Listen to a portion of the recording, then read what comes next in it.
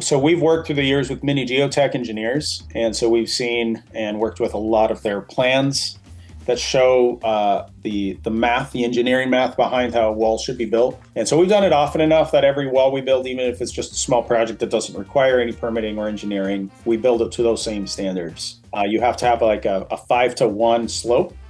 Basically, when you build a wall, you don't want it perfectly vertical unless it's a block that's engineered to be vertical. You also want to use the proper sizes. If you're doing a rockery, you want to do larger ones below, and then it goes up and is capped with a smaller rock. Again, I've mentioned it a lot, but the drain system behind plays a big role in the safety of the wall, because often if you go and see a wall that's collapsed or that's failed, that's because there was no draining, and so it bulged. In terms of during the time we're installing, of course, we're very as safe as we can with the equipment and everybody involved.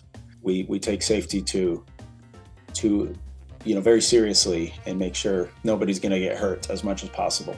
If you'd like to learn more about New Life Rockeries, please contact us and we'd be happy to provide a free consultation.